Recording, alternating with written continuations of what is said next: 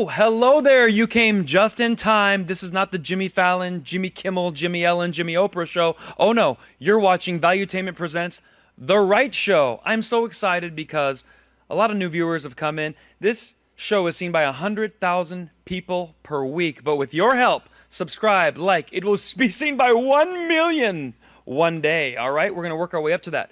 But today's episode, let's get right into it. A gay Democrat, is that redundant, is pardoned for his gay sins. We're going to talk about that. 50 Cent goes pro-Trump. Joe Rogan signs a brand new contract, fit for a king. And Candace Owens gives this show a major shout out. It's all happening right here, right now, on The Right Show. Stick around.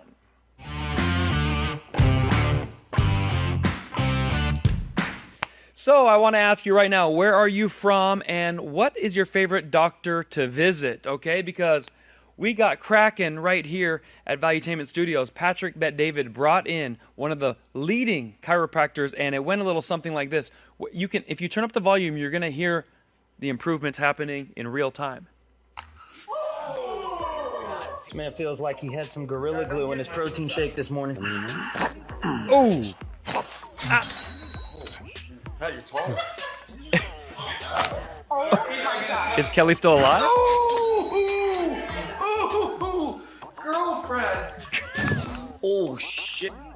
Oh, shit. Video Shauna? And yours truly. I got here, I was having trouble even going to here. He found the spot. Watch this. Everybody look.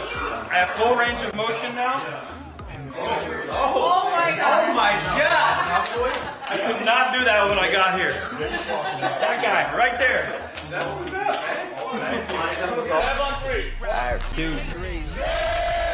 All right, that's the kind of fun we had at the kind of fun we had at PBD's house where we're planning to take over the world. So it was a very good time. Now, those of you who have been following the show, we cover all the news, even though we don't really like the news. That's what this show is. We make it funny, and nothing's funnier than the Grammys. Miley Cyrus rocked the Grammys and won her first ever, but that is not what stole the show. JayZ went full Kanye when he jumped on the stage, and instead of just accepting his award, he basically said, someone else deserves one. I'm going to read this to you. I don't want to embarrass this young lady, but she has more Grammys than everyone and never won Album of the Year. So even by your own metrics, that doesn't work. Think about that. The most Grammys, never won Album of the Year. That doesn't work. So JayZ was criticizing the whole group in front of them, and then he's basically giving a tip to Beyonce, which is what Kanye did in the past. Went up there, and he doubled down after that. He just kept going. He said, some of you gonna go home tonight and feel like you've been robbed. Some of you may get robbed. And some of you don't even belong in the category. When I get nervous, I tell the truth, though, B. So that was a little JayZ action. If you saw that, you enjoyed it. And I don't know, I feel like someone has been robbed. Ben Shapiro, he should have been in the Grammys because he has the #1 song in America and in the world. So I'm going to ask you right over here, who do you think deserves a Grammy that never got one? I'm going full Dr. Dreidel on that one. We move right along. If you look closely at JayZ, it seems like he's signaling something may be coming in the future. Okay? I don't know about you, but we saw this behavior from Caitlyn. So white people know what's coming next. JayZ might be Kate Z coming soon. And in other news, Killer Mike. This gentleman won 3 Grammy Awards. What could be better than celebrating that? So rapper Killer Mike was then arrested immediately after a 3-trophy win. Nobody could understand what was going on. It's like as soon as you get the award, handcuffs go on, the police marched him off. It looked a little something like this.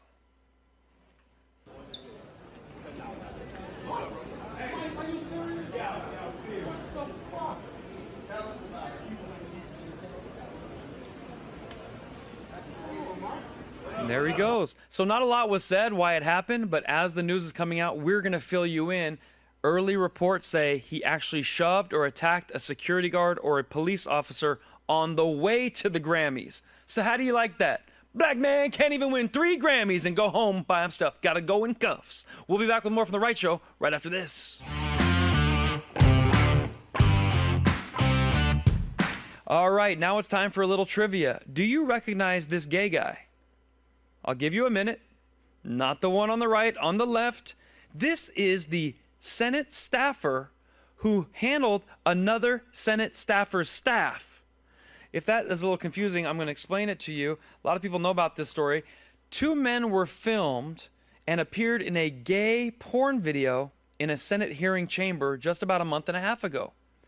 And they seem to have dodged legal repercussions. Imagine, you and I would have to register as a sex offender if we were doing the nasty on the senator's desk, but not these two. U.S. Capitol Police announced Thursday they found no evidence that a crime was committed. They will not be bringing charges against those two. Can you believe that?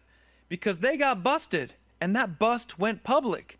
But I guess that bust was to be ignored. I'm going to let this gay guy explain more about it so you can understand what really went down. The Senate Judiciary Committee's hearing room is a fiery place, a spicy place where senators yell at each other and grill potential judges. But last week, things in that hearing room got heated in a very different way. A roughly 8-second sex tape emerged, allegedly showing a 24-year-old staffer for Ben Cardin's office engaging in some pretty lewd conduct right at the table where senators on the Judiciary Committee would sit for their hearings and markups. Now, this staffer has since been let go. Senator Cardin, he is, of course, an 80-year-old senator from Maryland who was set to retire at the end of this term. Unbelievable. Can you imagine? This guy's supposed to be working in the office, and instead he's getting on the desk on all fours. He works for Senator Ben Cardin. What's Ben Cardin's middle name? Dover? You could do the math there. Now, I can't believe this guy's not getting busted, because if you were having just traditional romantic affairs, you would become a sex offender. But now you can have literal gay rear-end engagements, because I have to be careful, I don't want to lose my channel. You can do that under Biden's rule and not get in trouble. Turns out the sex tape was 8 seconds long.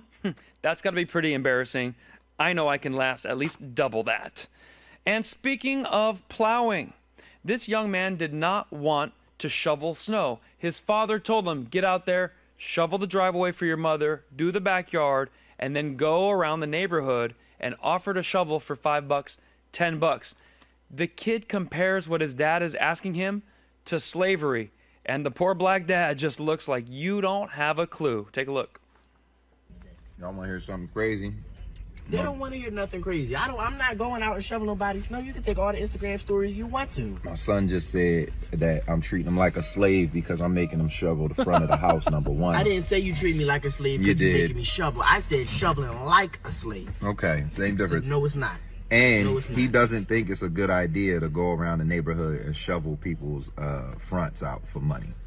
Because who's doing that? Who's doing that? It's 2024. Did somebody want their house shovel to get up and shovel for themselves? And then you already made me shovel once, and you want me to do it again? No.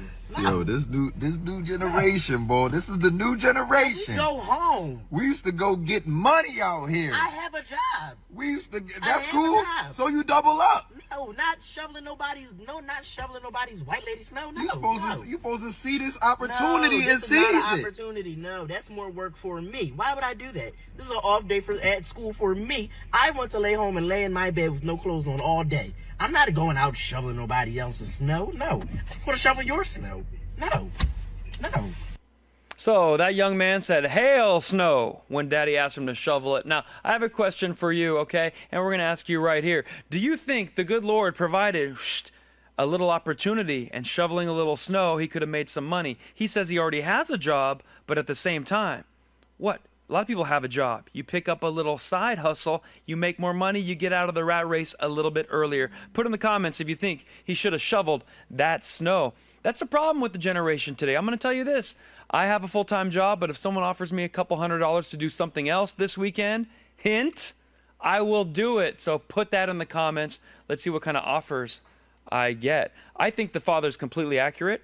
The reason he's asking his son to go shovel the snow is because his son is young. He's got a good back. He's strong. And not everybody in the community does have that ability. So why not go to a few of the elderly people down the block? Would you like me to shovel out your driveway? Not only are you helping, which Boy Scouts would sometimes do for free, they might give you a tip, $20, $40, and the next time they'll call you back recurring business. Boom, more money. But no, this kid says, hell no, I ain't doing that. We'll be back with more from The Right Show right after this.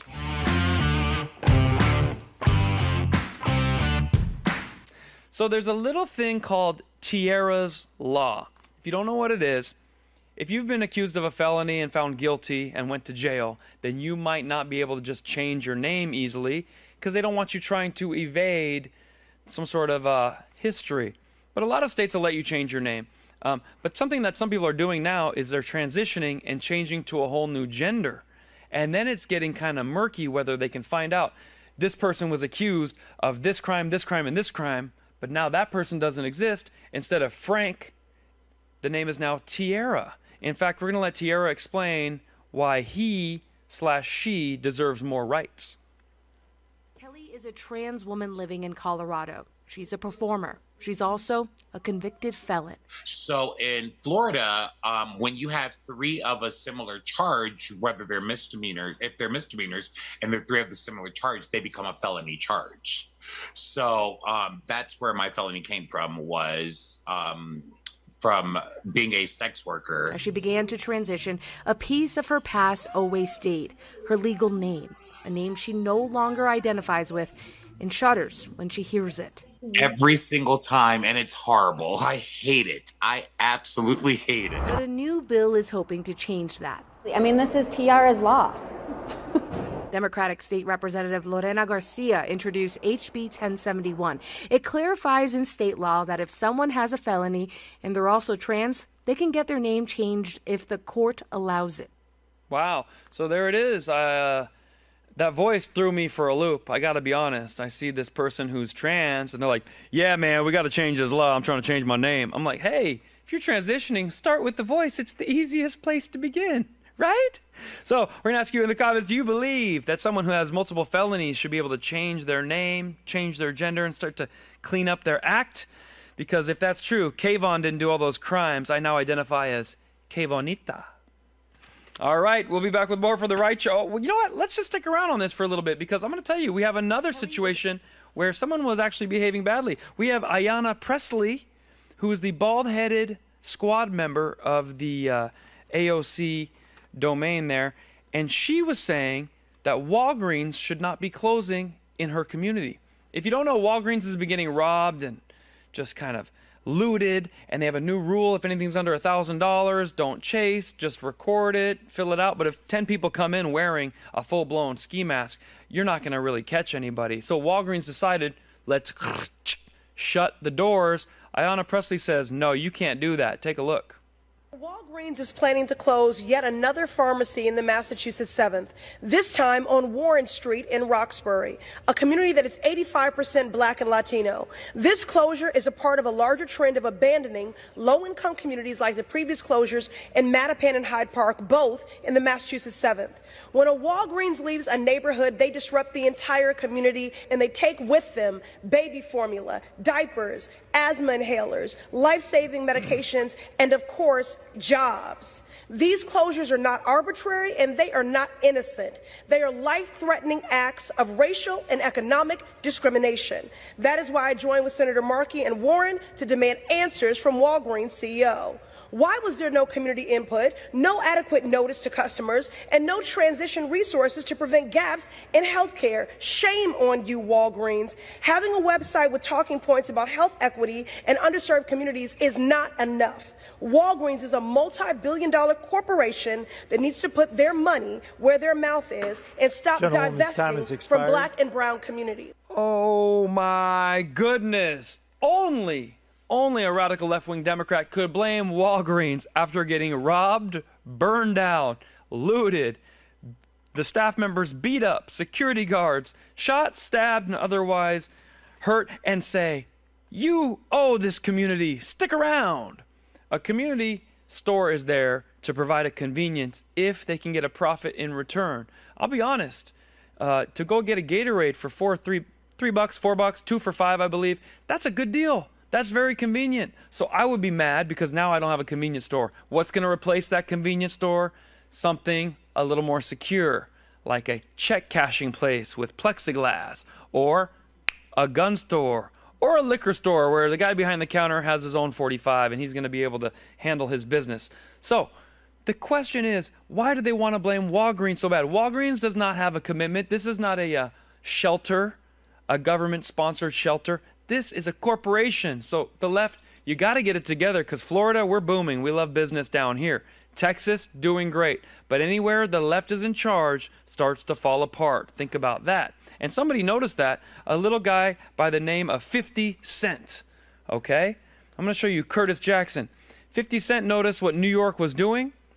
And there is a tweet going around from Mayor Eric Adams saying, the New York administration will soon start handing out prepaid credit cards to migrant families being put up in Big Apple hotels.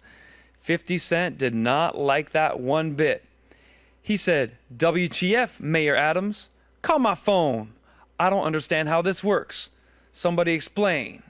Because I'm stuck and maybe Trump is the answer. So there you go, folks. When 50 Cent starts coming around, you could usually find him in the club with a bottle full of bub, but now he's thinking about going to the ballot and checking Donald Trump on it. We were told for 10 years Trump is a big racist and don't talk to him, don't vote for him. And now one of the biggest rappers of all time is giving him a tip of the hat and a nod to maybe vote for. And if you are being manipulated by news ever, I want to show you how easily mainstream media can fake the news. Because obviously when Trump was saying it, we've got fake news, everybody, there is fake news, absolutely. The left thinks he's joking. They think it's a meme. They think it's not accurate. This video shows you how the sausage is made. Take a look right here. Check out this post and article by The Hill. Notice this picture? Protesters outside the New York courtroom with anti-Trump signs. How does this pic make you feel? If you love Trump, this may upset you. The weaponization of the justice system. If you hate Trump, this may vindicate you, knowing there are people out there that understand your cause and protesting on your behalf. Either way, you are manipulated to feel that way by the fake news. Check out this video. This is the actual video of this picture. There's two people. It's two protesters, most likely paid, and 30 mainstream media cameras there just to record it. Now check this out. Did a quick reverse lookup on this picture. Can you see how many news articles this picture was used all over the world? I mean, I'm still scrolling. The same exact fake pic. Wow. There you have it, folks. The media crops, they edit, they blend, they show you the protest signs. Oh, everyone must hate Trump. Pan out. Two people. Two people there. We've got more people right now working this show. And I'm going to tell you, it's a very low budget for now. But soon we're gonna grow. We got Victor over there. And so if someone comes to protest me with one sign, that shouldn't be representative. And by the way, those people that came on January 6th, also protesters. They didn't bring weapons, they didn't bring guns, and now they're doing life in prison for an insurrection that never happened. You think it's fair or not? Put in the comments. We'll be back with more from The Right Show right after this.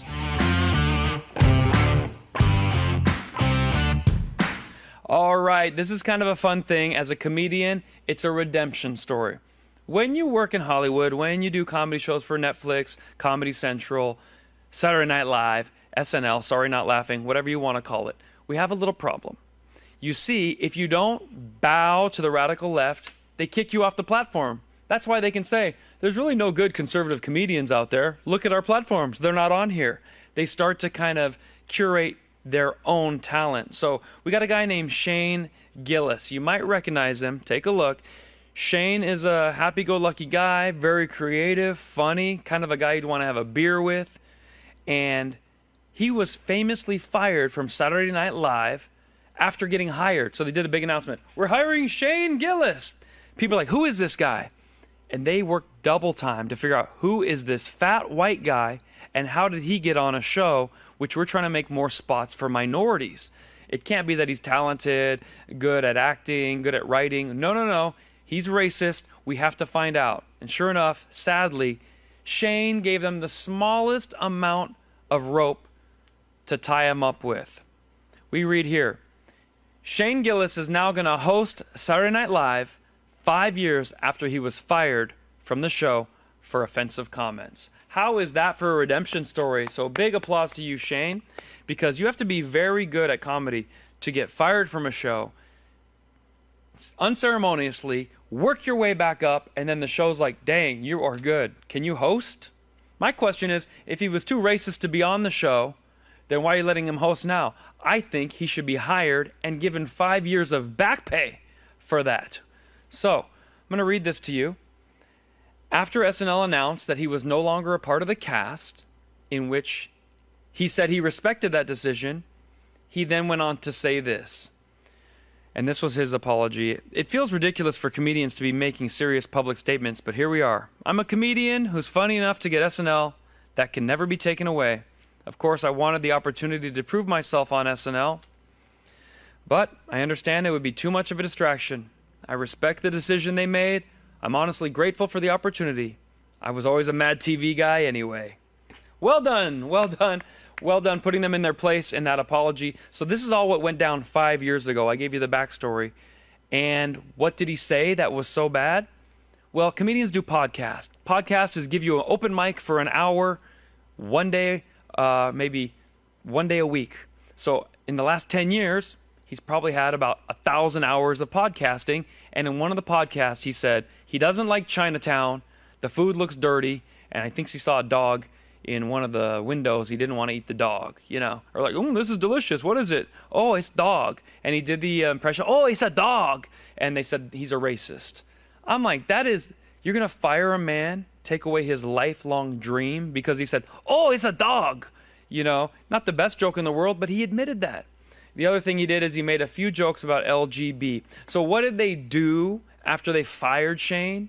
They replaced him with an LGB Asian guy to show that they're woke, they're sorry. Here's our 300 pounds of flesh sacrifice, Shane Gillis, and now we will put the gay guy there.